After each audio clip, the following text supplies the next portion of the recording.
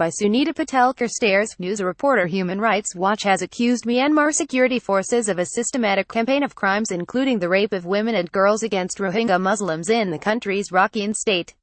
Some women described seeing their young children, husbands and parents being murdered before being beaten and raped, according to a report by the group. The allegation follows interviews with 52 Rohingya women and girls from 19 villages who have fled to Bangladesh. 29 of them said they had been raped, and all but one of the attacks were gang rapes.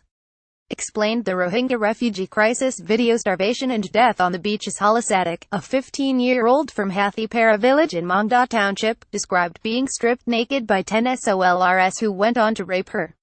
"When my brother and sister came to get me, I was lying there on the ground. They thought I was," she told the rights group. In 8 cases, women and girls reported being raped by 5 or more SOLRs.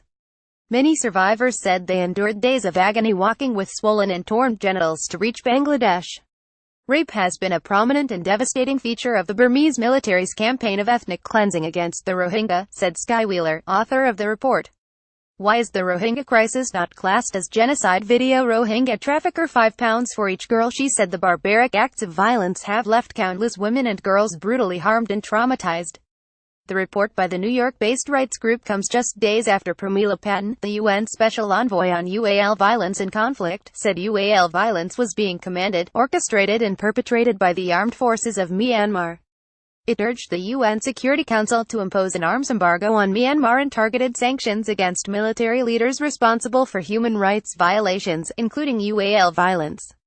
Video. Why has the world failed to stop Rohingyas being driven from Myanmar? The latest testimonials by survivors adds to the growing evidence of what has been described as an alarming humanitarian crisis. This month a Sky News team filmed the first independent evidence of the shocking deprivation and desperation among thousands of stranded Rohingya Muslims in Rakhine State, including emaciated women and newborn babies who had been dumped on beaches and left to.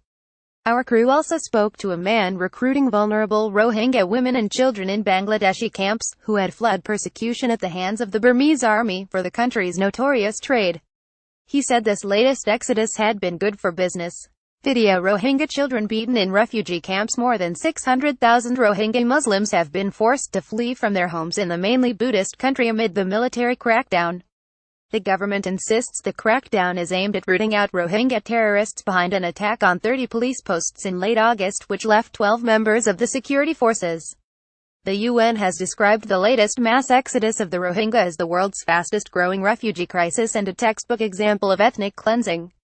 Myanmar's de facto leader Aung San Suu Kyi, a Nobel Peace Prize winner, has faced international criticism for failing to directly condemn the violence by the country's security forces. However, there has been little intervention by the international community to halt it. Video. U.S. diplomat Aung San Suu Kyi must take responsibility.